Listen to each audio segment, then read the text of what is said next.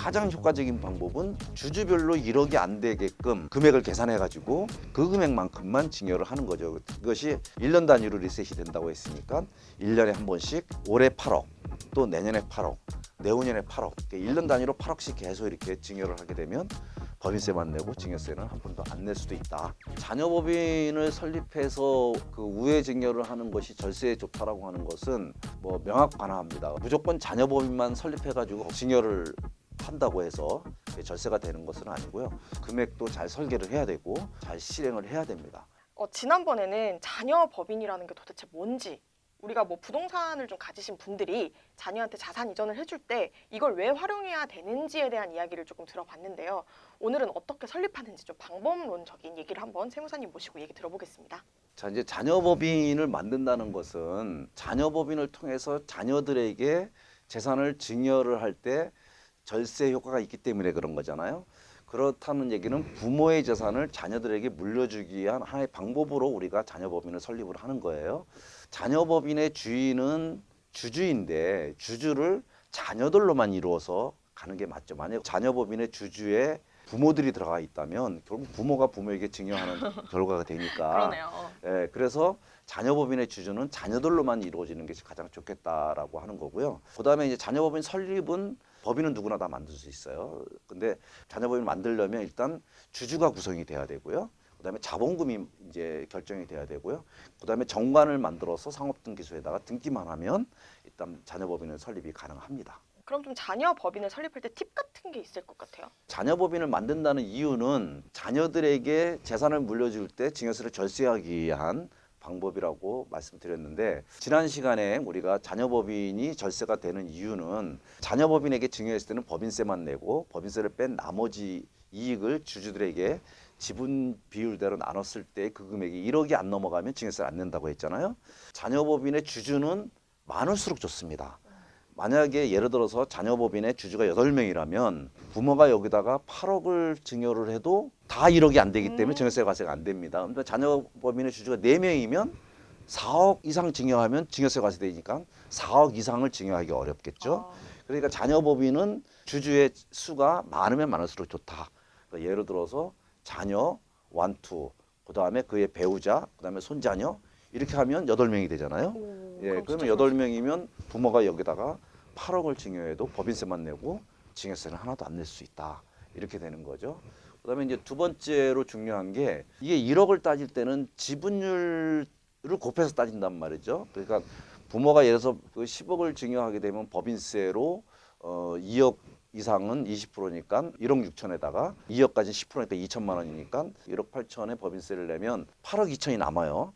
이 8억 2천을 주주들에게 이렇게 나눠줘야 되는데 누군가가 만약에 지분율이 많으면 8억 2천에 지분율 곱했을 때 그게 1억이 넘어가면 그 사람은 증여세를 내야 된단 말이죠. 근데 1억이 안 되는 사람은 증여세를 안 내도 되는 건데 지분율이 가장 많은 사람이 1억이 안 되게끔 하려고 그러면 이 증여 금액이 줄어들 수밖에 없다는 얘기죠. 그래서 두 가지.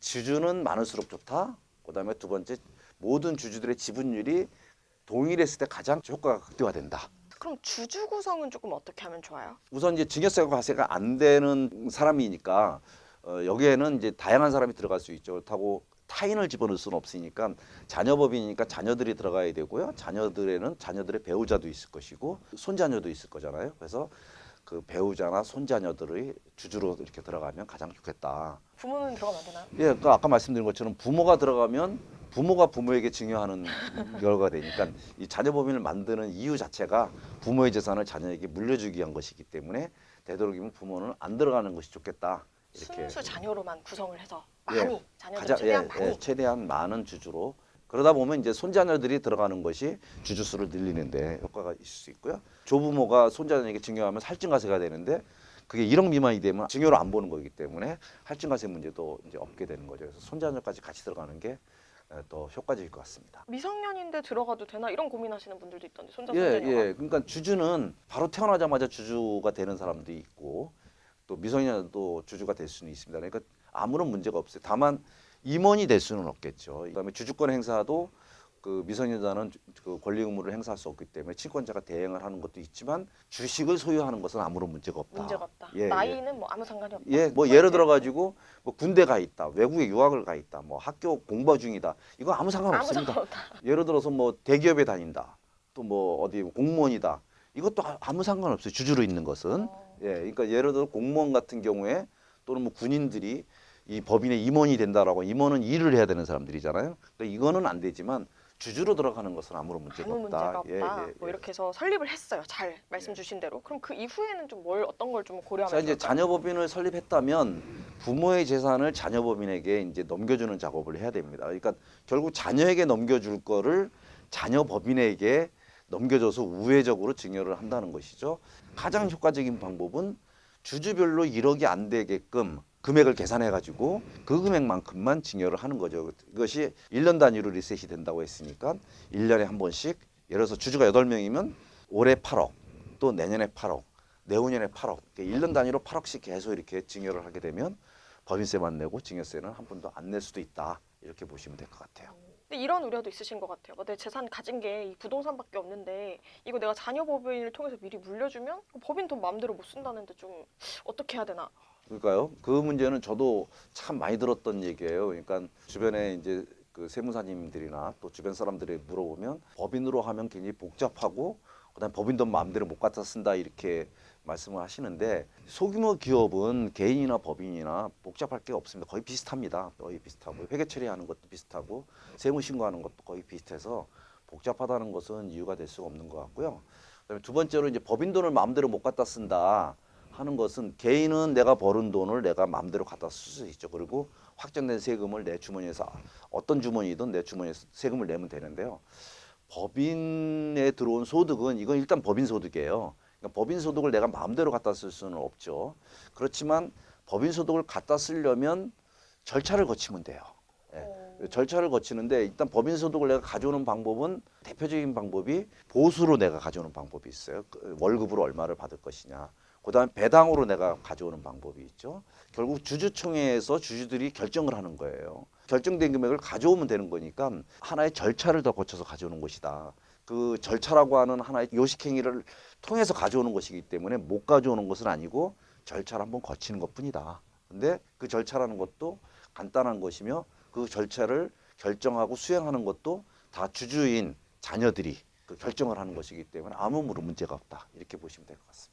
생각만큼 많은 제약이 따르지는 않는다. 이런 예, 말씀이신 그 거죠? 부분은 사실은 큰 걱정은 없는데 일반적으로 과거에 많은 분들이 그런 얘기들을 하셔서 법인이 많이 없을 때 법인이라는 것이 굉장히 커다란 어떤 뭐 규모가 있는 이런 법인만을 상상을 했을 때 그런 얘기를 하는 것이고 요즘처럼 뭐 1인 법인도 많고 가족 법인이 많은 상황에서는 그런 문제는 뭐 걱정거리도 아니다 이렇게 보시면 될 것 같습니다. 오늘은 좀 자녀 법인에 관해서 개괄적인 얘기를 좀 들어봤어요. 뭔지, 도대체 예. 어떤 게 유리한 건지, 이걸 예. 왜 해야 되는지 이런 얘기들을 들어봤는데 그럼 자녀 법인 설립 한번 해볼까?